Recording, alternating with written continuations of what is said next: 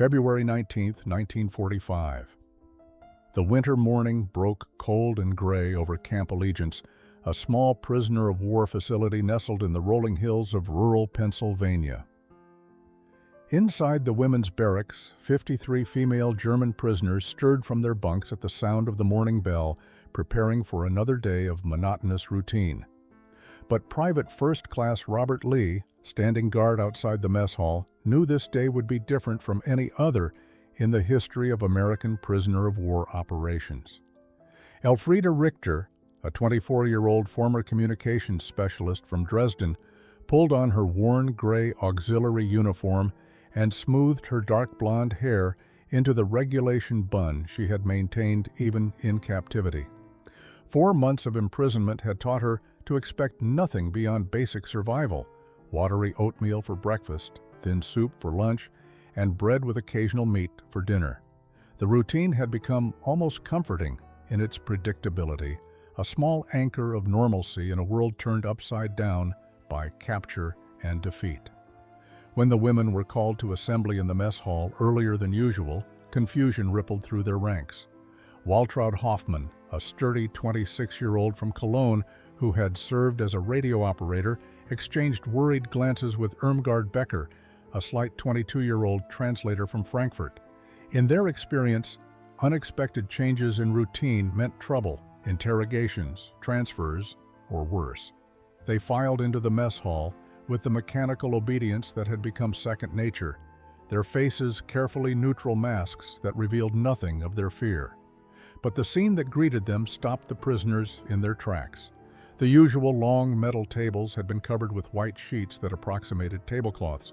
Steam rose from dozens of serving dishes arranged along the tables in a display that seemed almost festive. The aroma that filled the hall was unlike anything the women had encountered during their imprisonment. Sweet and tangy, with undertones of ginger and garlic, mixed with the savory scent of fried rice and something else they could not identify. Elfriede felt her empty stomach clench at the sight and smell of actual food, real food that bore no resemblance to the bland military rations they had grown accustomed to. Plates were piled high with chunks of meat glazed in a reddish-orange sauce studded with pieces of pineapple and peppers. Other dishes held mounds of rice dotted with vegetables and egg, crispy golden rolls that glistened with oil, and steaming vegetables prepared in ways the German women had never seen. Captain Helen Morrison stood at the front of the hall, her stern face softened by what might have been the hint of a smile. Beside her, Private First Class Robert Lee stood at attention, though his dark eyes moved across the faces of the shocked prisoners with an expression that Elfriede could only describe as hopeful. The Chinese-American guard, who had been assigned to their facility 4 months earlier, had always seemed different from the other Americans, quieter, more observant, less openly hostile.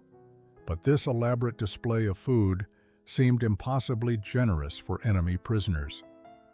October 23, 1944. The transport truck rumbled through the Pennsylvania countryside, carrying its cargo of defeated enemies toward an uncertain future. Elfriede Richter pressed her face against the small window, watching the autumn landscape roll past in shades of gold and crimson that reminded her painfully of the forests outside Dresden. She had been captured 3 weeks earlier in France, part of a Wehrmacht communications unit that had been overrun by advancing American forces. The speed of Germany's collapse in the West had shocked her, shattering the propaganda promises of inevitable victory that had sustained her through 2 years of auxiliary service. Beside her, Waltraud Hoffmann sat with rigid posture despite the truck's jostling movement, her square jaw set in determination to maintain dignity even in defeat.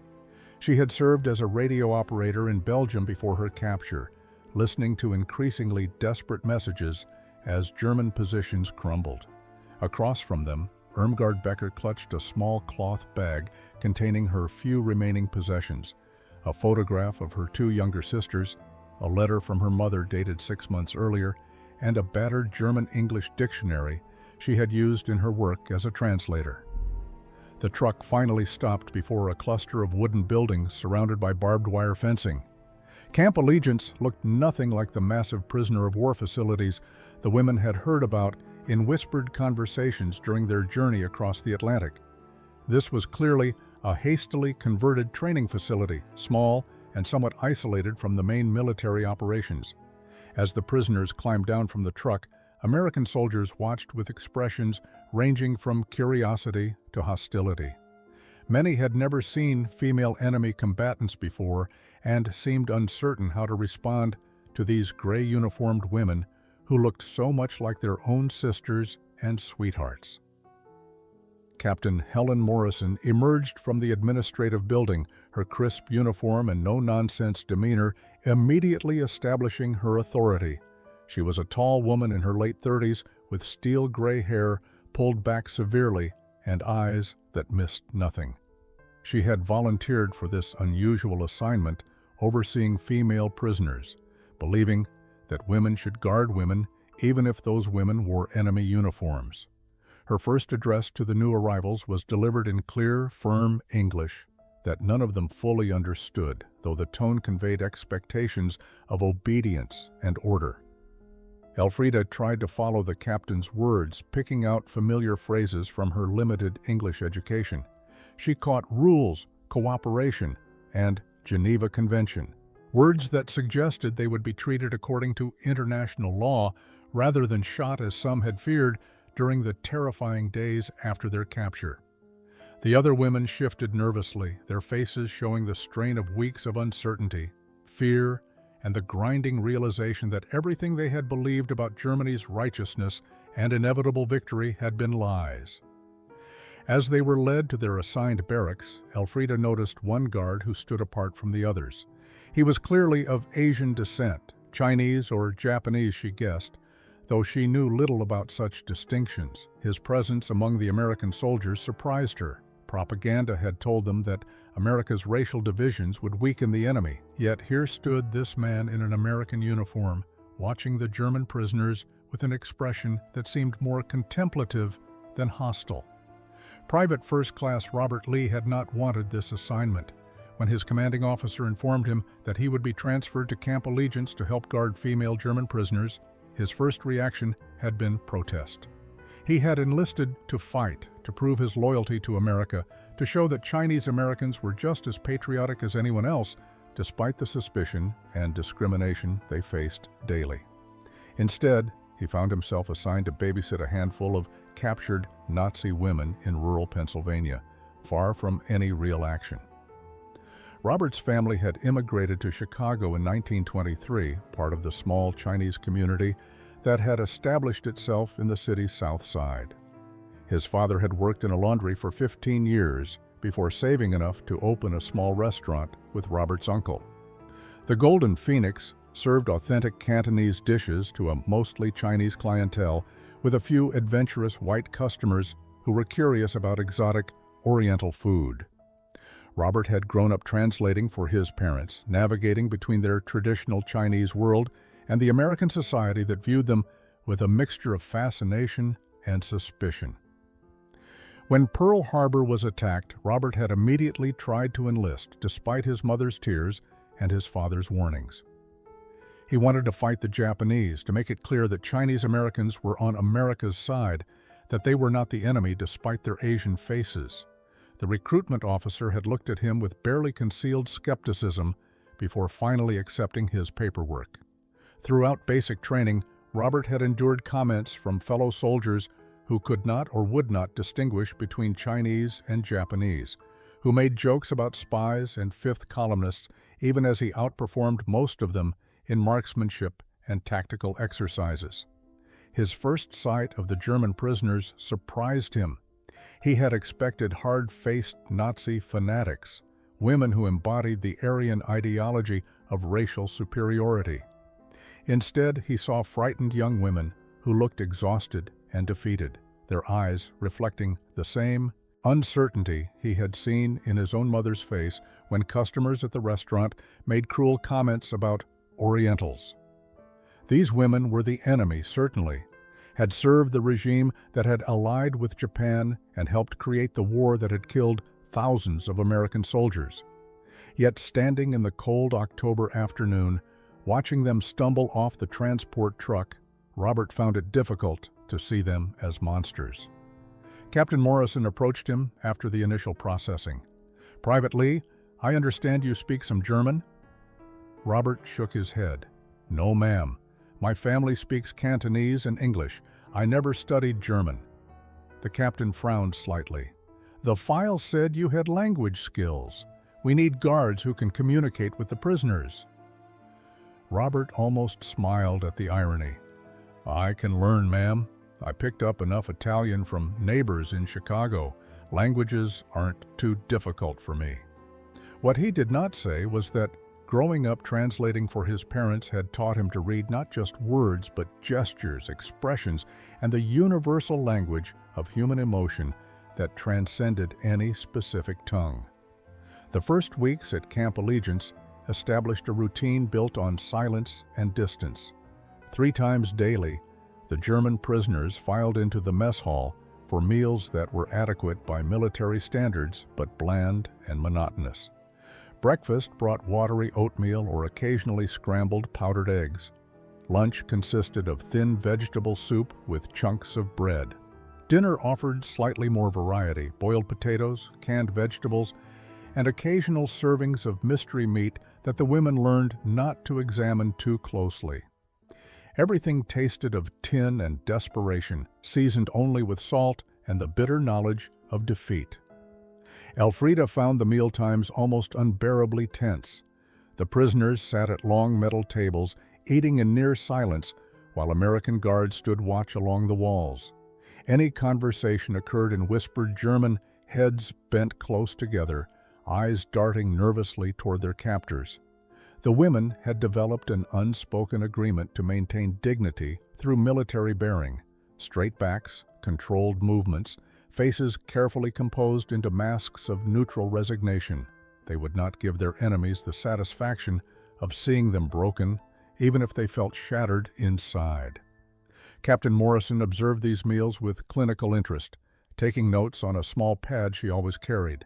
She noticed how the prisoners organized themselves by age and former rank, how certain women naturally assumed leadership roles even in captivity.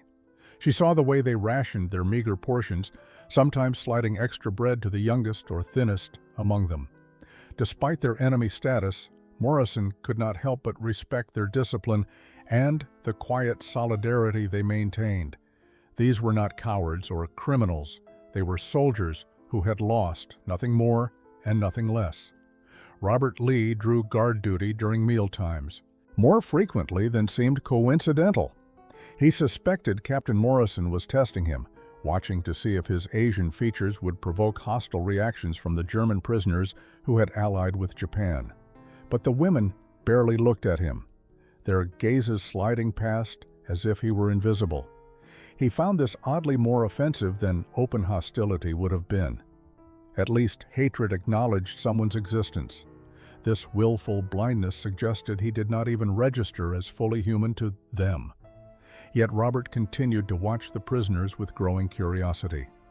He noticed small details that other guards missed: the way the dark-haired woman from Dresden always arranged her utensils precisely parallel before eating; how the sturdy blonde from Cologne would sometimes close her eyes when tasting the bread, as if trying to remember something from before the war. The thin translator from Frankfurt had a nervous habit of touching the collar of her uniform, fingers tracing where an insignia had been removed. These were not grand gestures of humanity, just tiny habits that revealed the individual people beneath the enemy uniforms. One evening in early November, as autumn rain drummed against the mess hall windows, Robert noticed that several of the younger prisoners were shivering despite their jackets. The heating system in the old building was inadequate at best. He mentioned this to Sergeant Williams, who shrugged indifferently. "They're Nazis, Lee. Let them freeze." But Robert could not shake the image of those women trying to eat, while their hands trembled from cold, pride preventing them from complaining about conditions that clearly violated basic standards of humane treatment. November 15th brought the first significant frost to the Pennsylvania hills. The prisoners were assigned to outdoor work details despite the cold, raking leaves, clearing drainage ditches, performing the endless maintenance tasks required to keep the camp functional. Waltraud Hoffman worked alongside Irmgard Becker, their breath-forming white clouds in the frigid air, as they cleared fallen branches from the area behind the barracks. Neither woman complained, though their fingers had gone numb inside their thin work gloves hours earlier. Complaining would show weakness, and weakness was something they could not afford to display. Elfrida had been assigned to a different detail, sorting supplies in one of the storage buildings. The work was tedious, but at least offered shelter from the biting wind. She was carrying a heavy box of canned goods when her foot caught on an uneven floorboard. The box crashed to the concrete floor, cans rolling in every direction as Elfrida fell hard on her hands and knees. Pain shot through her right wrist, and she bit her lip to prevent crying out. She would not give them that satisfaction. She would not be weak. But the dizziness that suddenly washed over her had nothing to do with the fall. Elfrida had been fighting a persistent fever for 3 days, refusing to report to the medical station because she feared being isolated or receiving inadequate care. Now, kneeling among scattered cans in a cold storage room, she felt the world tilt sideways. Her vision narrowed to a tunnel, and the last thing she registered before losing consciousness was the sound of boots running toward her across the concrete floor. Robert Lee had been conducting a routine patrol of the storage facilities when he heard the crash. He found the German prisoner collapsed on the floor, her face flushed with fever despite the cold temperature of the building. He dropped to one knee beside her, pressing 2 fingers to her neck to check her pulse. It was racing, her skin burning hot to the touch. He called out for assistance, then carefully lifted the unconscious woman in his arms. She weighed almost nothing, he realized with concern. Had the prisoners been receiving adequate rations? Elfrida regained consciousness as Robert carried her across the compound toward the medical station. For a moment, confusion overwhelmed her. Where was she? Why was someone carrying her? Who was this person with the dark hair and kind eyes? Then, memory returned in a rush of shame.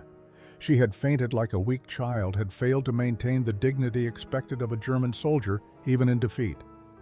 She tried to protest, to insist she could walk, but the words came out in German, and her body refused to cooperate with her mind's commands. "Easy," Robert said softly in English, the tone conveying meaning even if the word did not. "You're sick. Need doctor."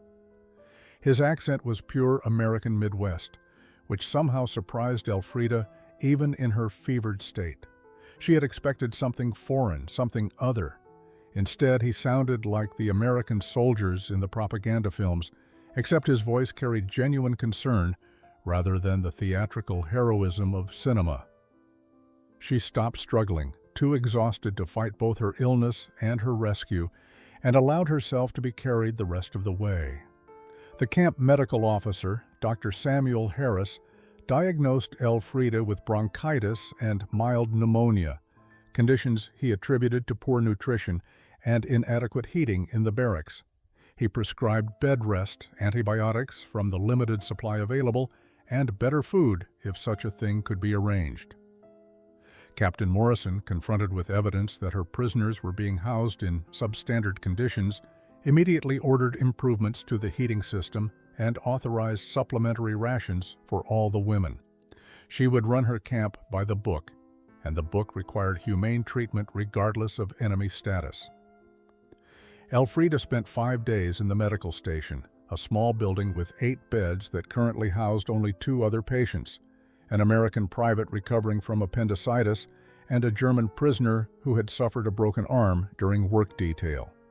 The enforced rest gave her time to think, to remember, to confront the reality of her situation without the distractions of routine. She thought about her family in Dresden, wondering if they had received any of her letters, if they even knew she was alive. She thought about the war that had seemed so glorious when she had volunteered for auxiliary service, and how that glory had revealed itself as ash and death. Robert Lee drew guard duty at the medical station on his third day of recovery. He brought with him a book and a thermos of tea, expecting to spend a quiet shift reading while the patient slept. But Elfrida was awake, staring at the ceiling with eyes that suggested she was seeing something far beyond the wooden beams above her bed. Robert settled into his chair near the door, trying to focus on his book, but he found his attention drawn repeatedly to the German woman who looked so lost in her own thoughts. Finally, surprising himself, Robert spoke. "You feel better?" His English was clear, but he kept his voice soft, aware that direct conversation with prisoners was technically discouraged. Elfrida turned her head toward him, startled. She had not expected the Chinese-American guard to speak to her. For a long moment she said nothing, then replied in careful, heavily accented English. "Yes, thank you. You carry me." It was a statement rather than a question, confirming what she vaguely remembered from her collapse. Robert nodded. "You very sick." "Pneumonia." He paused, then added, "My sister, she had pneumonia 2 years ago, in Chicago. Very scared for her." He was not sure why he was sharing this personal information with an enemy prisoner.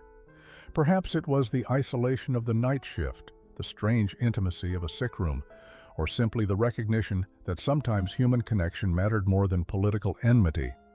Elfrida absorbed this information, processing the unexpected revelation that this guard had a sister, a family, a life beyond his role as her captor. "She is well now?" she asked hesitantly. "Yes," Robert smiled slightly. "She is very healthy, very loud. Drives my mother crazy." The small joke, the glimpse of normal family dynamics, created a crack in the wall between them. December brought heavy snows to the Pennsylvania hills and a crushing weight of homesickness to Camp Allegiance. The German prisoners watched through frosted windows as American soldiers decorated a small pine tree outside the administrative building, hanging handmade ornaments and strings of popcorn. The sight triggered memories of Christmases past, warm homes, family gatherings, the scent of Lebkuchen and stolen baking in mother's kitchens. Those memories felt like they belonged to different people, women who had existed in a different world that no longer existed anywhere except in increasingly painful recollections. Elfrida had recovered from her pneumonia, but found herself struggling with a different kind of sickness. She had received no letters from her family since her capture in October. The Red Cross had promised to help locate her parents and younger brother, but the chaos in Germany made such searches nearly impossible. Every day without news felt like another small death, another piece of hope extinguished. She tried to maintain the stoic dignity expected of a German soldier, but at night in her bunk, she sometimes pressed her face into her thin pillow to muffle the sounds of crying. Waltraud Hoffmann dealt with her own grief through rigid adherence to routine.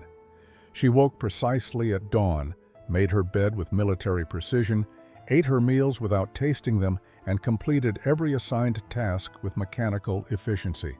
If she kept moving, kept working, kept her mind occupied with the immediate demands of survival, then perhaps she could avoid thinking about her parents in Cologne, about whether Allied bombs had destroyed their small apartment, about the very real possibility that she was now orphaned and alone in the world.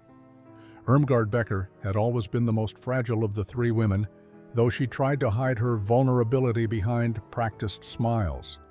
At 22, she was one of the youngest prisoners in the camp. Her two sisters were both still teenagers, living with their mother in Frankfurt while their father served somewhere on the Eastern Front. Irmgard had joined the Auxiliary Corps partly to ease the financial burden on her family, sending most of her salary home each month. Now she sent letters into a void, not knowing if anyone received them or if there was still a home to receive anything. Captain Morrison noticed the deepening depression among her prisoners as Christmas approached. She had seen similar patterns in previous years, working with displaced persons and refugees. The holidays amplified every loss, every absence, every broken connection to the lives they had known before. She consulted with Dr. Harris about the mental health implications of prolonged isolation and uncertainty. Both agreed that something needed to be done to lift the spirits of these women, not out of sentiment but out of practical concern for maintaining order and preventing self-harm. The captain called a meeting with her senior staff to discuss options. Most of the American soldiers were indifferent to the prisoners' emotional state, viewing any kindness as wasted on the enemy. But Robert Lee spoke up during the discussion, suggesting that simple acknowledgement of the holiday might help. His grandmother in Chicago had taught him that food was the universal language of comfort, that sharing a meal could bridge any divide. Captain Morrison listened thoughtfully, an idea beginning to form. January brought bitter cold and the slow, grinding realization among the German prisoners that the war was nearing its inevitable end. News filtered into the camp through newspapers and radio broadcasts. The Red Army advancing from the east, Allied forces preparing to cross the Rhine, German cities falling one after another to relentless bombardment.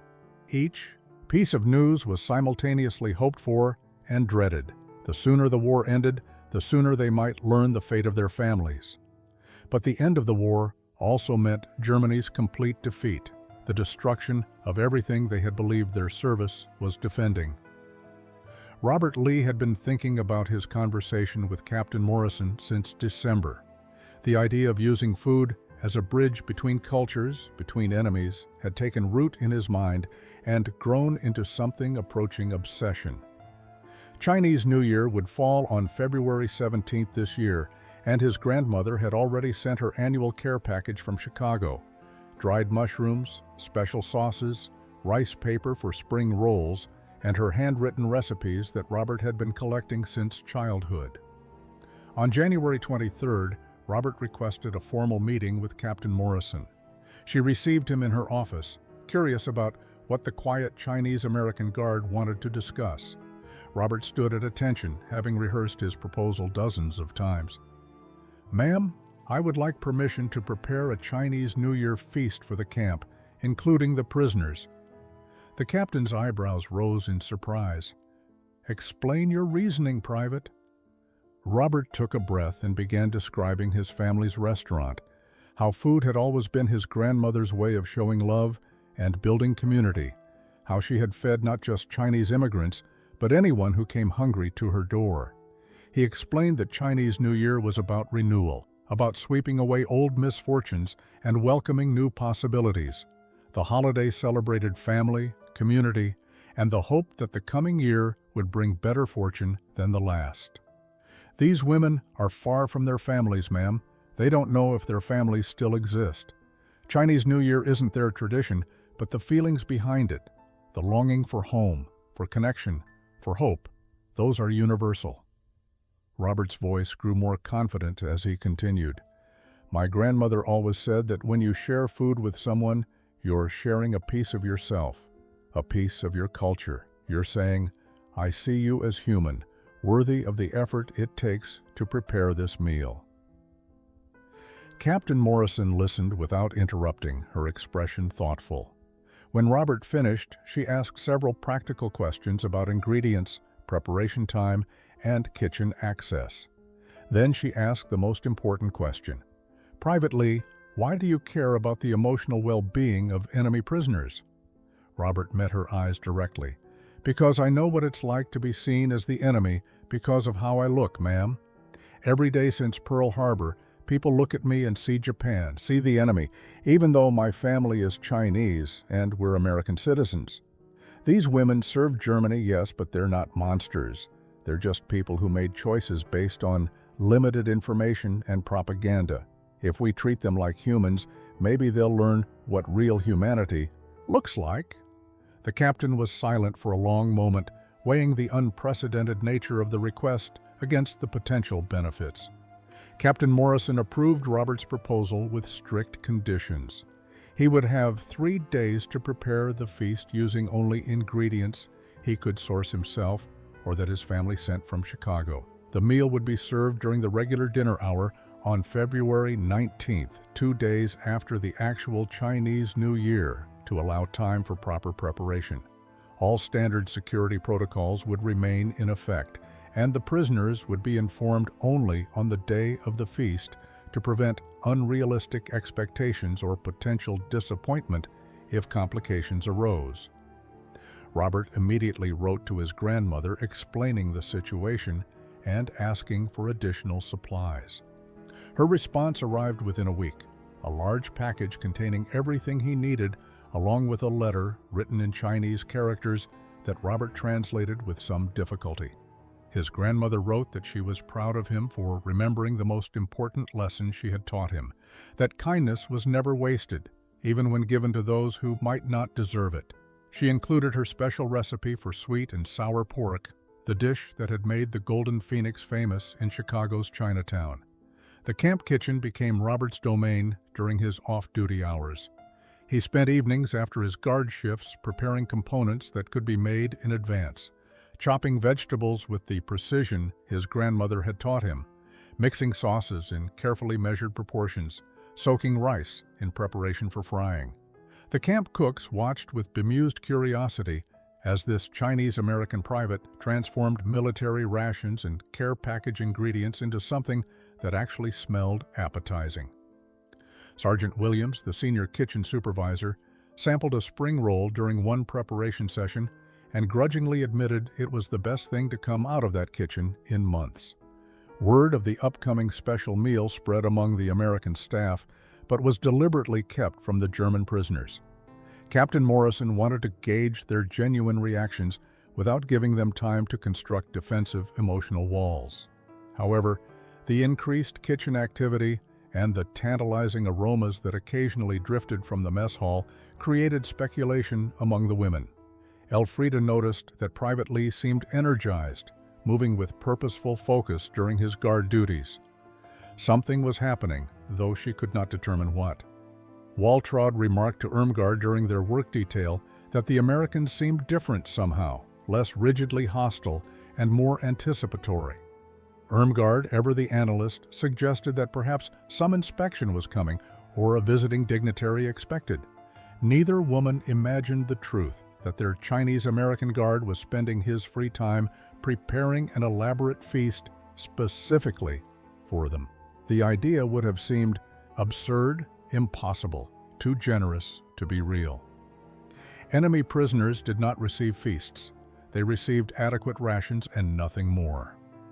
On the morning of February 19th, Robert arrived at the kitchen before dawn to begin the final preparations. He had barely slept, too anxious about whether the food would turn out properly, whether his grandmother's recipes would translate successfully in this inadequate military kitchen. The morning of February 19th passed with agonizing slowness for Robert Lee. He worked in the kitchen with singular focus, his hands moving through familiar motions that connected him across miles to his grandmother's restaurant in Chicago. The sweet and sour sauce simmered in large pots, filling the kitchen with an aroma that made even the skeptical American cooks pause in appreciation. Robert had adapted his grandmother's recipe to feed 60 people, carefully scaling up proportions while maintaining the delicate balance of flavors that made the dish special. By noon, the preparation was well underway. Spring rolls rested on cooling racks, their golden surfaces glistening with oil. Vegetables had been cut into uniform pieces, ready for the final stir-fry that would happen just before serving. The pork had been carefully cubed and prepared, waiting to be coated in cornstarch and fried to crispy perfection before being tossed in the sweet and sour sauce. Rice steamed in massive quantities, each grain separate and perfect as his grandmother had taught him. At 1400 hours, Captain Morrison gave the order for the German prisoners to assemble in the mess hall for an announcement. The women filed in with their usual mixture of obedience and wariness, expecting another routine briefing, or perhaps news about repatriation procedures. Instead, they found the hall transformed. The harsh overhead lights had been dimmed slightly, and the metal tables were covered with white sheets that approximated tablecloths. But it was the serving dishes that captured their attention. Platters and bowls arranged with care, steam rising in fragrant clouds that smelled like nothing they had experienced before. Elfrida stopped so abruptly that Waltraud nearly collided with her from behind. Her eyes widened as she took in the impossible scene before her. The aroma alone made her mouth water, sweet and tangy with undertones of ginger and spices she could not identify.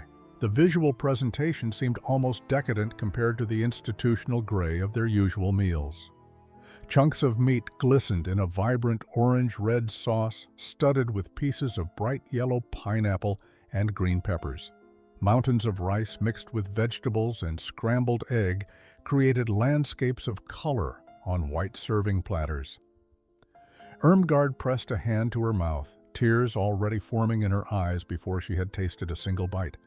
The generosity implicit in this display overwhelmed her defenses. Someone had spent time, effort, and care creating this meal. Someone had thought they were worth this kind of attention.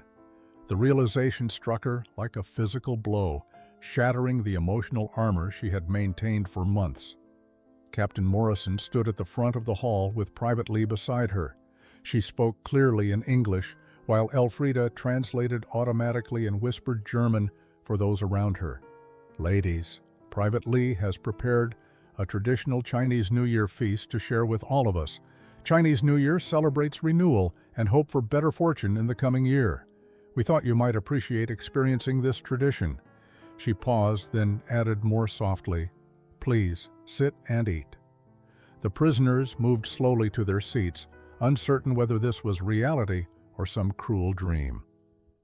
Robert and several other American soldiers began serving the food, placing generous portions on each woman's plate.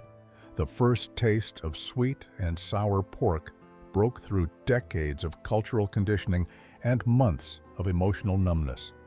Elfrida placed a small piece in her mouth and felt the explosion of flavors. Sweet pineapple and tangy vinegar balanced perfectly with savory pork, all bound together with hints of ginger and garlic that created something entirely new to her palate. She had eaten pork countless times in Germany, but never prepared like this, never with such complexity and care evident in every bite. Around the hall, similar reactions rippled through the assembled prisoners. Waltraud, who had maintained stoic dignity through interrogations and imprisonment, felt tears streaming down her face as she chewed slowly, savoring taste that awakened senses she had forgotten existed. The food was abundant in a way that felt almost sinful after months of carefully rationed portions. The sauce coated her tongue with layers of flavor that demanded attention, that insisted on being experienced rather than merely consumed for sustenance. Irmgard took a bite of fried rice and made a small sound of surprise. The rice was flavored with soy sauce and sesame oil mixed with tiny pieces of vegetables and scrambled egg that created textural variety in every spoonful. She had grown up eating plain boiled potatoes and simple bread. This rice was a revelation, proof that even the most basic staple could be transformed into something special with knowledge and effort. She reached for a spring roll, biting through the crispy exterior to find vegetables and meat inside, and felt something close to joy for the first time since her capture. Robert moved through the hall with a large teapot, pouring hot jasmine tea into cups. He paused at Elfrida's table, meeting her eyes as he poured. "You like?" he asked in his careful English.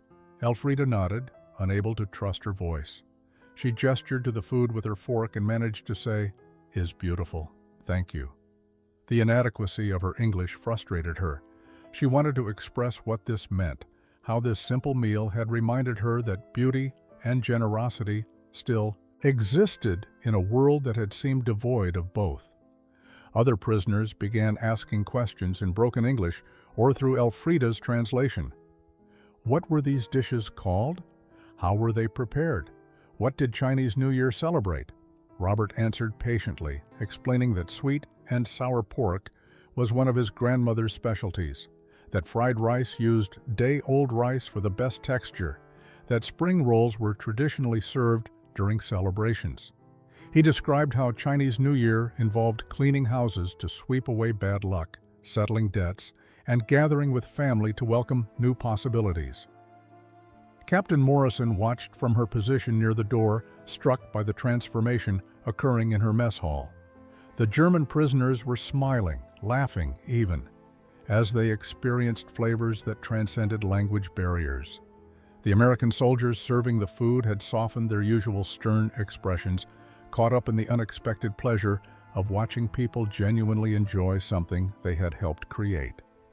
For this one evening, the rigid divisions between captor and captive had blurred into something approaching shared humanity. As the meal progressed, several of the younger German prisoners began speaking excitedly among themselves in rapid German. Elfriede overheard fragments of their conversation and felt both amusement and sadness at their innocent misunderstanding. These women, many of whom had received minimal education about cultures beyond Europe, believed they were actually celebrating Chinese New Year itself. They thought this feast was happening on the holiday, that they were participating in the actual celebration, rather than a belated sharing of tradition. Waltraud leaned toward Elfriede and whispered, "Is this really how Chinese people celebrate their New Year? With such abundant food and generosity toward strangers?" Elfriede realized that her friend also misunderstood the situation.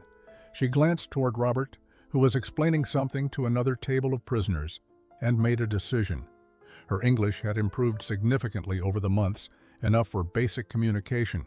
She raised her hand slightly, catching the attention of Private Lee. Robert approached their table, and Elfriede asked carefully, "Private Lee, Chinese New Year is today?" Robert paused, then shook his head with a slight smile. "No, Chinese New Year was February 17th, 2 days ago. This is my grandmother's recipes, but I make for you now because Captain Morrison give permission." He struggled slightly with the English grammar, focused on being understood rather than perfect. "I want to share because food is how my family shows, respect, care for people." The clarification spread through the hall as Elfriede translated for those around her. The misunderstanding's correction somehow made the gesture even more profound. Robert had not simply prepared a meal on a holiday that happened to coincide with convenient timing. He had specifically chosen to share his family's cultural traditions with enemy prisoners because he believed they deserved that kindness. He had spent days preparing food that represented his heritage and his grandmother's love, then offered it freely to women who wore the uniform of Germany's defeated forces. Irmgard felt fresh tears threatening as she absorbed this information. "Why?" she asked Robert directly in halting English. "Why you do this for us? We are enemy." Robert considered the question seriously before responding. "My family is Chinese. After Pearl Harbor, many Americans think all Asians are enemy. They see my face, they see Japan, even though we are Chinese and American. I know what it feels like when people see you as enemy because of things you cannot control." He gestured around the hall, encompassing all the prisoners. "You serve Germany, yes, but you are also people. You have families, you are far from home, you are afraid. These things I understand. My grandmother always says that when you are hungry and someone feeds you, nationality does not matter. Only the food and the kindness matter." His words, imperfect in grammar but clear in meaning, carried across the hall in Elfriede's translation. The days following the Chinese New Year feast brought a transformation to Camp Allegiance that surprised even Captain Morrison. The rigid formality that had characterized interactions between guards and prisoners began to soften, replaced by something approaching cautious friendship. The German women no longer averted their eyes when American soldiers passed. Small conversations emerged during work details. Broken English met with patient corrections, German phrases exchanged for their English equivalents, and the universal language of shared smiles that needed no translation. Elfriede found herself drawn to the camp kitchen during her free hours, hoping to learn more about the cooking that had created such memorable flavors. Robert, working his regular guard shifts, noticed her interest and obtained permission from Captain Morrison to teach basic cooking techniques to any prisoners who wanted to learn. What began as Elfriede's solitary curiosity quickly expanded to include 6 other women who gathered in the kitchen during evening hours, watching as Robert demonstrated how to properly dice vegetables or explained the importance of balancing sweet, sour, salty, and savory flavors. These informal cooking lessons became language lessons as well. Robert would name each ingredient in English: ginger, garlic, soy sauce, sesame oil, and the women would repeat the words, practicing pronunciation while learning culinary skills. Elfrida discovered she had a natural aptitude for both languages and cooking, her careful attention to detail serving her well in both pursuits. She began keeping a small notebook where she recorded recipes alongside English vocabulary, creating a hybrid document that merged practical knowledge with linguistic education. Waltraud, who had initially been skeptical of fraternizing with their captors, found herself volunteering for kitchen work duty. The structured environment reminded her of her mother's orderly household in Cologne, and the productive labor gave her something to focus on beyond her worry about her family's fate. She learned that Sergeant Williams, the senior kitchen supervisor, had worked as a baker in civilian life. Their shared understanding of measurements and timing created common ground that transcended their political differences. Irmgard discovered an unexpected connection with one of the younger American guards, Private Thomas Brennan from Boston. His grandmother had immigrated from Ireland, and he understood the experience of being caught between two cultures, two languages, two ways of seeing the world. When Irmgard struggled to express complex ideas in her limited English, Thomas would patiently wait for her to find the words rather than rushing to fill the silence. Their conversations ranged from simple topics like weather and food to more profound discussions about identity, belonging, and what it meant to call a place home. The other prisoners noticed these developing connections and began their own tentative outreach. Maria Gotch, a former clerk from Munich, started helping with administrative paperwork when she realized her meticulous handwriting and organizational skills were valued. Greta Hoffmann, who had maintained military vehicles in Germany, offered to assist with mechanical repairs around the camp. Each active contribution felt like a small reclaiming of purpose, a way to be useful rather than simply confined. Captain Morrison documented these changes in her weekly reports to command, noting improved morale among both prisoners and guards, increased cooperation during work details, and a marked decrease in disciplinary incidents. March brought the first true warmth of approaching spring and a delivery of mail that had been delayed for months in the chaos of European routing systems. The Red Cross distributed letters to those prisoners who had received correspondence, calling names in alphabetical order while the assembled women held their collective breath. Elfrida heard her name and approached the distribution table with hands that trembled slightly. The envelope was thin, addressed in handwriting she did not recognize, bearing a Dresden postmark from December. She returned to her bunk before opening it, needing privacy for whatever news this letter contained. The return address was from her mother's sister, her Aunt Helga, who lived in the suburbs outside the city center. Elfrida's hands shook as she unfolded the single page and began reading the cramped script. The words blurred as tears filled her eyes. February 13th, the firebombing of Dresden. Her parents had been visiting friends in the Altstadt that night. Her younger brother Klaus had been with them. The apartment building where they lived had been completely destroyed. There were no bodies to bury, no graves to visit.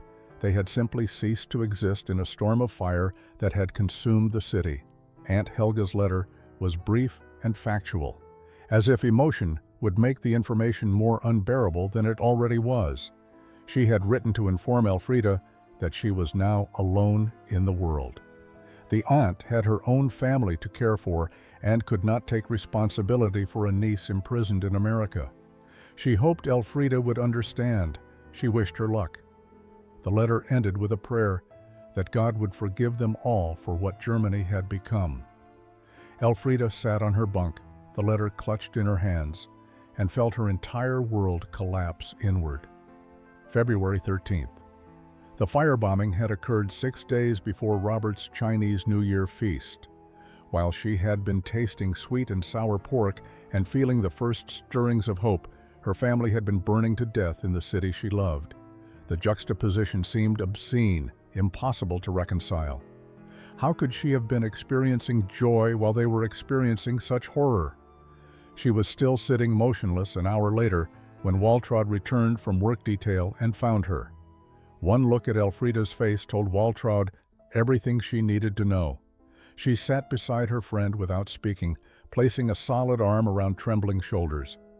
Irmgard arrived moments later, and the three women who had arrived at Camp Allegiance together in October now sat together in March, united by losses too profound for words. Robert discovered them there when he came to conduct evening head count. He saw immediately that something terrible had happened. Elfrida's face was blank, shock having moved beyond tears into a deeper numbness. He caught Waltraud's eye and she shook her head slightly. Not now. Give her time. Robert nodded understanding and completed his count quickly, then left to find Captain Morrison. That evening, Captain Morrison made an exception to usual protocols and allowed the three women to remain in the barracks during dinner hour. She instructed Robert to bring them food from the kitchen, though she suspected none of them would eat. The news of Dresden's destruction was only the beginning. Throughout March and early April of 1945, as Allied forces advanced deeper into German territory, reports began filtering back to Camp Allegiance about discoveries that challenged everything the German prisoners thought they understood about their homeland. At first, the women dismissed these reports as propaganda, enemy lies designed to demoralize them, but the evidence kept mounting, corroborated by multiple sources, documented in photographs that were impossible to deny. Captain Morrison made the difficult decision to share these reports with her prisoners rather than shielding them from the truth. She believed they had a right to know what had been done in their nation's name, even if that knowledge would devastate them. She assembled the women in the recreation hall and, with Elfrida translating in a hollow voice, described what American and British forces were finding: concentration camps, gas chambers, mass graves, systematic murder on a scale that defied comprehension, names that meant nothing yet: Bergen-Belsen, Dachau, Buchenwald, but would haunt history forever. The German women sat in stunned silence as Captain Morrison continued. These were not military targets. These were not casualties of war. These were deliberate, organized atrocities committed against civilians whose only crime was being Jewish or Roma or homosexual or mentally ill or politically opposed to the regime. The captain's voice remained steady as she described the conditions liberating forces had found: skeletal prisoners barely alive, evidence of medical experiments, facilities specifically designed for industrial-scale killing. Waltraud stood abruptly and ran from the room, making it only as far as the hallway before vomiting. Several other women followed, their faces reflecting horror and disbelief. Irmgard sat frozen, her mind unable to process what she was hearing. She had joined the Auxiliary Corps believing she was defending her homeland from aggressive enemies. She had typed reports and translated documents and performed administrative duties that she thought supported a defensive war. What role had her work played in enabling these atrocities? What had she been part of without knowing? Elfrida felt a different kind of devastation wash over her. Her family was dead, killed by Allied bombs that had been justified as necessary to defeat Nazi Germany. But if Germany had done these things, if her country had built factories of death and operated them with bureaucratic efficiency, then perhaps those bombs had been necessary. Perhaps her parents and brother had died as consequences of atrocities they had not committed, but had allowed through their silence and compliance. The complexity of guilt and innocence became impossible to untangle. In the days that followed, the camp library became a place of quiet reckoning. The German women pored over newspapers and magazines, reading detailed accounts from journalists who had witnessed the liberation of concentration camps. They studied photographs that showed conditions beyond their worst imaginings.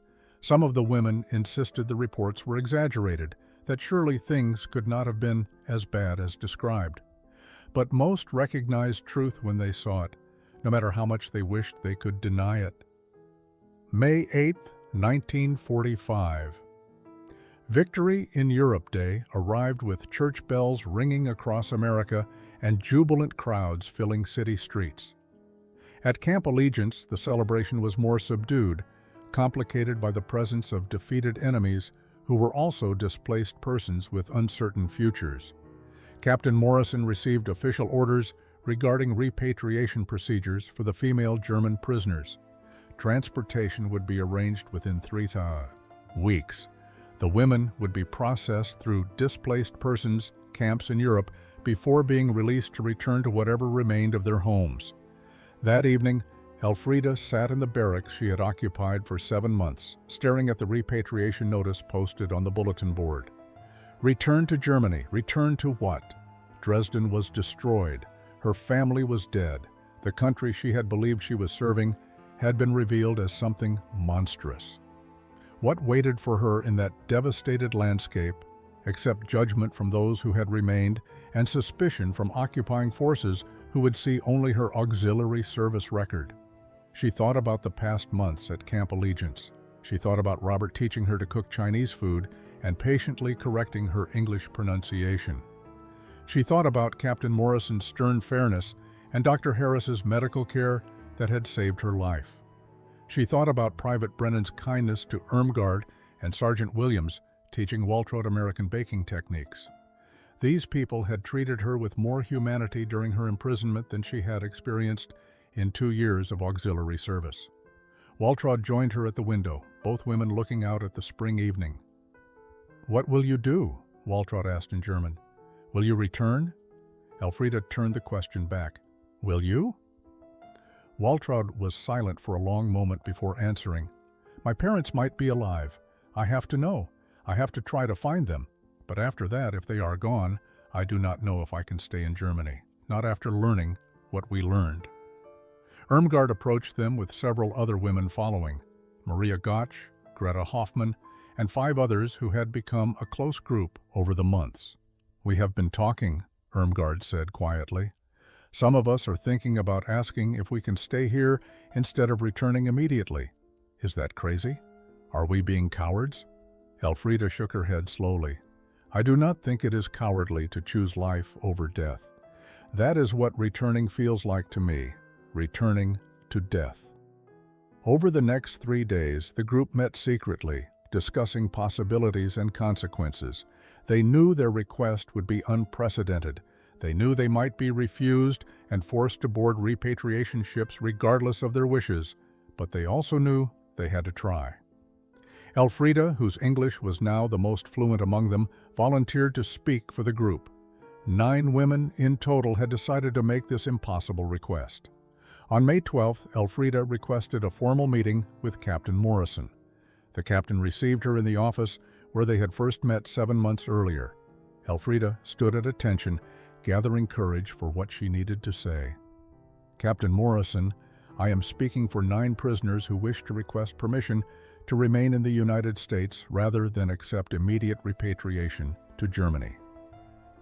She continued in carefully prepared English, explaining their reasons: families dead or missing, homes destroyed, and most importantly, the discovery that they could not reconcile returning to a country whose actions they now understood and could not forgive. Captain Morrison's initial response was exactly what Elfrida expected: confusion, skepticism, and concern about the legal complications of prisoners requesting to remain in custody. However, the captain promised to forward the request to her superiors, while the women waited in an agonizing state of uncertainty. The other prisoners, those who had chosen repatriation, regarded the 9 with mixed emotions. Some viewed them as traitors, abandoning their homeland in its darkest hour. Others expressed quiet understanding, acknowledging that everyone had to make impossible choices with no clearly right answers. The response from Washington arrived 2 weeks later, surprisingly flexible given the unprecedented nature of the request. The War Department would not prevent voluntary repatriation for those who wished to return immediately. However, the 9 women who requested to stay could be reclassified as displaced persons and processed for potential immigration status. They would need to find American sponsors willing to vouch for them, secure employment, and demonstrate their commitment to becoming productive members of American society. Most crucially, they would no longer be housed at Camp Allegiance once their prisoner status ended. The announcement created a flurry of activity as the repatriation date approached. Robert's family in Chicago immediately offered to sponsor Elfriede. His grandmother had been deeply moved by his letters describing the cooking lessons and the young German woman who had lost everything in Dresden. The Golden Phoenix needed additional help, and teaching Elfriede the restaurant business would give her both employment and purpose. Robert's parents agreed, though his mother expressed concern about how their Chinese-American community would react to harboring a former German soldier. Dr. Harris arranged for Irmgard to continue medical training at a hospital in Philadelphia. During her time at Camp Allegiance, she had proven herself invaluable in the medical station, showing natural aptitude and genuine compassion for patients. The head nurse at Philadelphia General Hospital, a woman who believed in second chances, agreed to sponsor Irmgard's immigration application and supervise her transition from assistant to certified nurse. Waltraud faced a more difficult decision.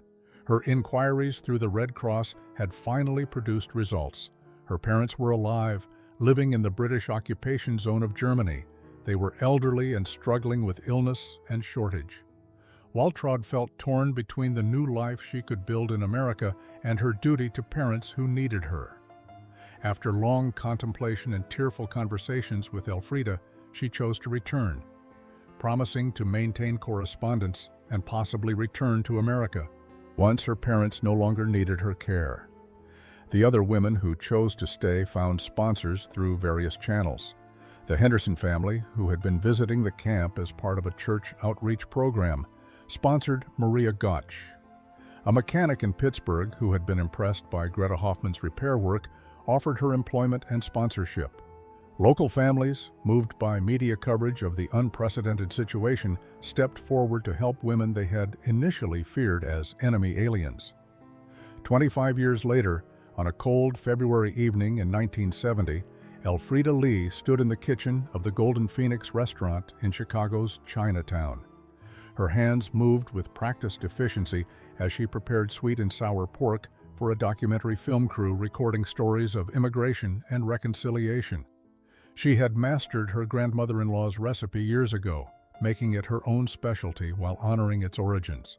The restaurant had flourished under the partnership between Robert's family and Elfriede's management skills, becoming known not just for authentic Cantonese cuisine, but for its unique East meets West menu innovations.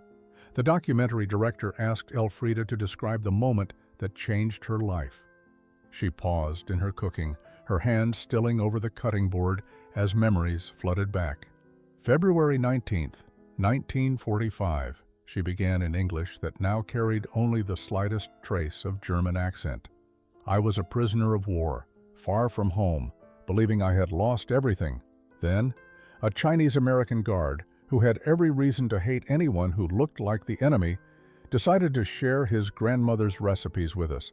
He made sweet and sour pork, fried rice, spring rolls, a feast we did not deserve. She resumed cutting vegetables as she continued. Some of my fellow prisoners thought we were celebrating Chinese New Year itself. When Robert explained that the holiday had passed, that he had chosen to share this meal simply because he believed we deserved kindness, something broke inside me. Not something bad, but something that needed to break. The walls I had built around my heart, the propaganda I had believed, the fear that made me see enemies instead of people. The camera followed her hands as she coated pork cubes in cornstarch, the same technique Robert had taught her 25 years earlier. Food became my bridge to understanding America, not through language or politics, but through the universal experience of someone caring enough to cook for you. Robert's grandmother sent ingredients from this very kitchen to a prison camp in Pennsylvania because her grandson told her that enemy prisoners were still human beings who deserved dignity. That act of faith in humanity gave me the courage to choose life over death, hope over despair, America over Germany. Elfriede looked directly at the camera, her expression serious but peaceful. "People ask if I miss Germany. I miss the Germany of my childhood, before I knew what it truly was. But I cannot miss a place that committed such horrors, even if I was ignorant of them at the time. Here in America, I found something better, a chance to build a life based on the values I thought I was defending when I joined the Auxiliary Corps: freedom, dignity, opportunity, and the radical idea that former enemies can become family." Robert entered the kitchen, now 48 years old, his hair graying at the temples. He moved beside his wife with the comfortable familiarity of 23 years of marriage. Together they finished preparing the sweet and sour pork, their hands working in synchronized efficiency learned through decades of partnership. "My grandmother always said that when you cook for someone, you are saying, 'I see your humanity,'" Robert told the camera. "That night in 1945, I saw frightened young women far from home, and I wanted them to know that America could mean something better than war and hatred."